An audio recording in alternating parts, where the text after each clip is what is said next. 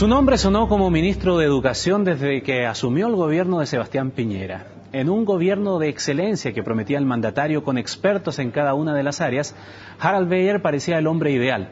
Había trabajado en los grupos Tantauco, donde se delinearon las directrices del nuevo gobierno. Pero el presidente Piñera optó por la experiencia política de Joaquín Lavín en principio y le entregó esa cartera. Sin embargo, ha seguido trabajando en todo este tiempo formando parte de comisiones para proponer cambios legislativos, algo que viene haciendo en realidad desde por lo menos en 2006, cuando también respondió afirmativamente a la invitación de Michelle Bachelet. Ese trabajo derivó luego en un acuerdo político que, hay que decirlo también, hasta hoy los estudiantes consideran una traición a los cambios de fondo que ya pedían en esos años. El nuevo ministro de Educación, Harald Beyer, está con nosotros aquí en los estudios de CNN Chile. Muchísimas gracias, ministro. Feliz año, ¿eh? Se necesita fuerza para este año. Feliz año para usted también y para todos los televidentes. A ver, ministro, ¿por qué partimos? Hay tantas cosas que poder conversar, pero partamos por lo primero que viene ahora inmediatamente. Mañana tenemos resultados de la PSU, entre otras cosas. Así es. ¿Qué expectativas tiene respecto de lo que puede ocurrir con los resultados, pensando en toda esta pérdida de clases que hubo durante el año? Yo no quiero predecir los resultados, los vamos a conocer mañana y mañana vamos a tener un diagnóstico profundo respecto de lo que pasó y qué es lo que está ocurriendo. Nosotros como gobierno estamos preocupados de la equidad en educación, sentimos que las brechas son muy grandes y a pesar de que han habido avances, cuando hablo de las brechas estoy pensando entre resultados de niños aventajados culturalmente respecto de niños que no son tan aventajados culturalmente. Nuestro énfasis está ahí. Nosotros creemos que muchas de las reformas están recién tomando fuerza y por lo tanto no esperaríamos grandes cambios en los resultados de mañana, ¿no es cierto? Pero sí conscientes de que ese es un desafío que tenemos que abordar y asegurar que ese desafío de alguna forma se satisfaga a través de distintos instrumentos. En eso estamos trabajando. En lo puntual, por ejemplo, con ocasión del terremoto, cuando también hubo pérdida de clases y se trastocó todo, también estaba la misma aprensión. Al final, después, cuando se vieron los resultados, en realidad no hubo cambio significativo. Claro, lo que pasa es que estas pruebas son estandarizadas, ¿no es cierto? No se transforman de respuestas correctas a un puntaje estándar que tiene una media que es siempre la misma y que tiene una desviación estándar que tiende a ser siempre la misma. Entonces, es muy difícil que se noten cambios demasiado significativos de un año a otro, por estas razones. Pero sí estamos conscientes que van a aparecer brechas, que esas brechas van a ser importantes y que ese es el desafío que tiene este gobierno, que han tenido otros gobiernos, ¿no es cierto? Y nosotros queremos enfocarnos con mucha fuerza en producir más oportunidades y eso significa reducir estas brechas que se producen en la PSU. Una prueba estándar que en algunas ocasiones, en entrevista anterior y en cosas que le hemos leído a usted, también es bastante crítico de lo que se ha hecho al respecto y que necesita modificaciones. Yo personalmente en su momento, cuando se cambió la PA por la PSU, ¿no es cierto?, la prueba de aptitud académica, pensé que iba a haber un retroceso en equidad. Yo creo que el tiempo me ha dado la razón. Esta prueba es un poco más equitativa que la prueba de aptitud académica, inequitativa que la prueba de aptitud académica, ¿no es cierto? Y por lo tanto nosotros tenemos que buscar, y en eso estamos enfocados, instrumentos que permitan un poco darle aire al acceso a la educación superior. No tenemos claro si la mejor forma es reformándola esta prueba o abriendo otras vías de acceso, ¿no es cierto?, que permitan de alguna forma sostener alumnos de menor nivel socioeconómico que también accedan a las universidades más selectivas. Eso es lo que nos gustaría. Hoy día las universidades selectivas son unas pocas, acceden estudiantes que en general son de alto nivel socioeconómico y nos gustaría que fuese más diverso el acceso a esas universidades. Pero tenemos que estudiar bien cuáles son los instrumentos más apropiados, si esto pasa por modificar el conjunto de instrumentos que tenemos o agregar instrumentos adicionales o vías adicionales de acceso. Para eso entiendo que ya la administración en educación anteriormente ya estaba enfocada incluso con una consultoría en el extranjero que iba más o menos a dar se necesitó una auditoría de la PSU. ¿Se va a seguir en eso entonces? Eso está en camino y vamos a esperar esos resultados y en función de esos resultados vamos a proceder. Ministro, en estos días también se va a enfrentar quizá lo que es una primera movilización, por decirlo de alguna manera, puntual en la comuna de Providencia con los escolares de esa comuna que han permanecido en toma y a los cuales se le ha cancelado la matrícula por parte del municipio, del sostenedor. ¿Qué opinión tiene el Ministerio? ¿Qué opinión tiene usted respecto de esa situación que se va a transformar en una cuestión en las calles también en las próximas horas? Puede suceder. Lo que pasa es que cada establecimiento tiene un reglamento, ¿no es cierto? Y esos reglamentos cumplen con ciertas normas que están definidas generalmente por el Estado de Chile. En la medida y todos esos reglamentos tienen que tener posibilidades de apelar a las sanciones, ¿no es cierto? Hay todo un procedimiento que se tiene que iniciar.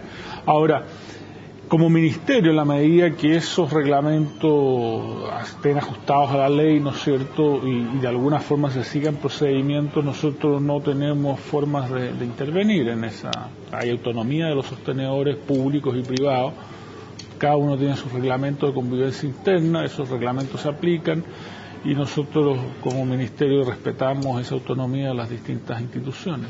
El alcalde de la AVE ha sido enfático en el día de hoy. Dice, no hay vuelta atrás, aquí se va a aplicar el reglamento, la legislación, especialmente a quienes estuvieron en toma, y el que tenga que responder va a responder nada más. Cuando usted dice que se respeta la autonomía, ¿alguno podría interpretarlo con que efectivamente la educación o el Ministerio de Educación hoy día tiene ante este sistema un poco las manos atadas para poder actuar? No es que tenga las manos atadas, lo que pasa es que hay una norma nacional y los establecimientos y los sostenedores dictan sus reglamentos, ¿no es cierto? Y esos reglamentos son aceptados por los alumnos y los padres que ingresan a esos establecimientos.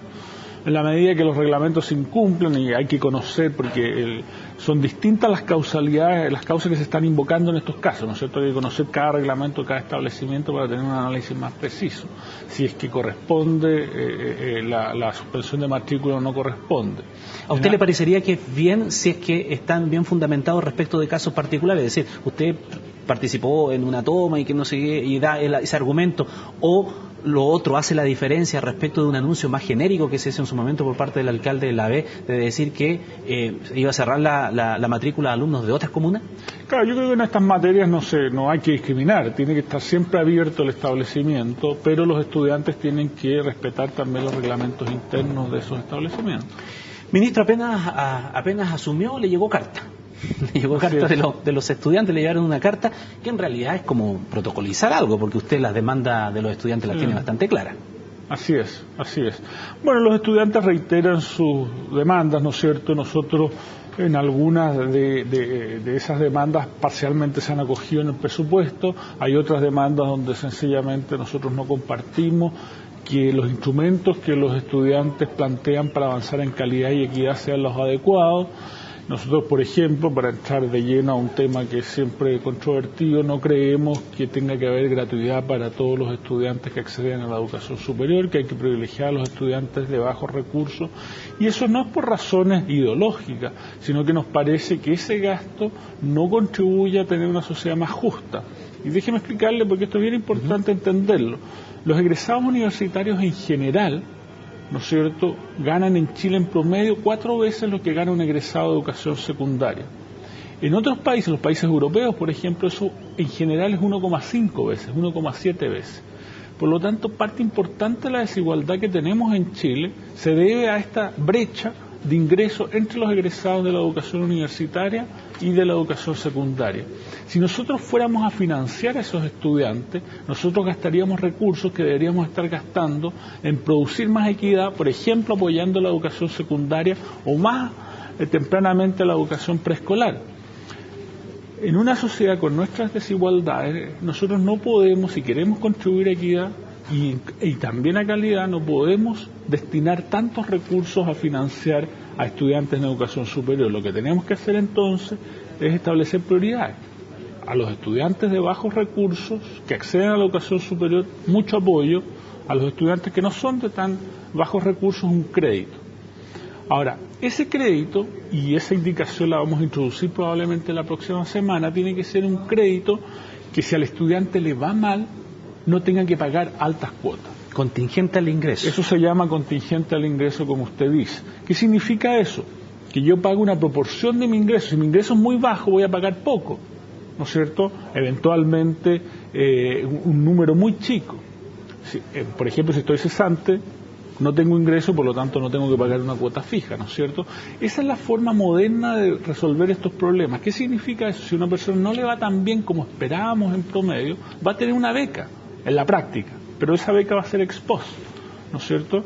Va a ser en la medida que notemos que sus ingresos no son suficientes. Nosotros creemos que eso es mucho más justo y libera recursos entonces para gastar en educación preescolar y escolar. Si bien eso no es lo que deja totalmente contentos en la petición de los estudiantes universitarios, sí hay un punto intermedio que a lo mejor yo he visto que no se ha debatido poco, que es quizá acercar la posición en que esa deuda sea con el Estado y no con la banca privada. ¿Por qué? Porque las modificaciones los estudiantes dicen, de acuerdo, perfecto, usted me va a rebajar incluso el crédito con aval del Estado del 6% y me va a garantizar en 2%, pero el delta, el saldo, lo va a seguir pagando el Estado y va a seguir financiando la banca privada. Claro, lo que pasa es que esos recursos vienen de alguna parte, ¿no es cierto?, para entregar el crédito. Pueden venir de la banca o el propio Estado se puede endeudar. La legislación en Chile hoy día, que se creó en el año 2005 en el gobierno del presidente Lagos, estableció que la única fuente de origen de los fondos es la banca.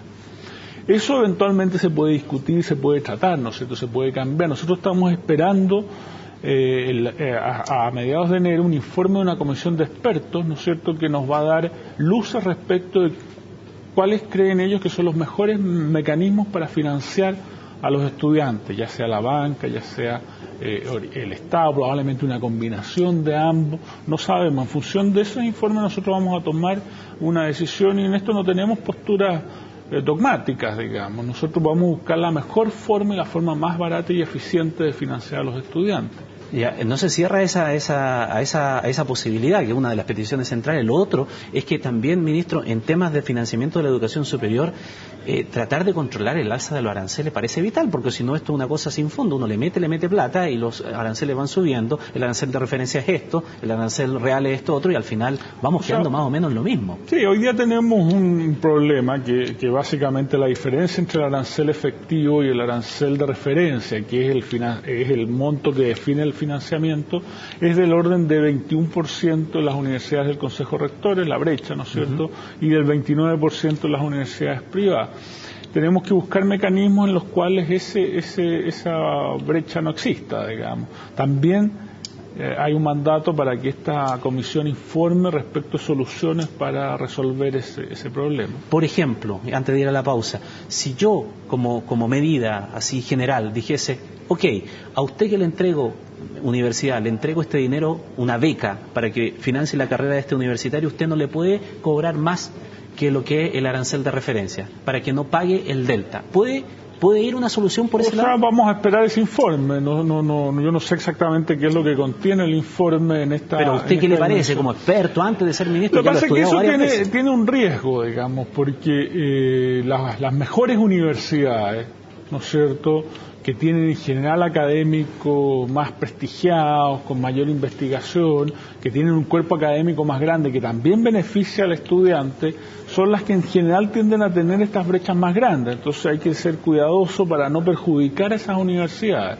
¿no es cierto? Entonces si uno congela, por así decirlo, el valor en un determinado monto, a lo mejor está perjudicando justamente a las instituciones que uno no quiere perjudicar. Entonces hay que poner todo esto en una balanza y hay que buscar mecanismos, tal vez este puede ser uno, pero tiene ese riesgo, u otro.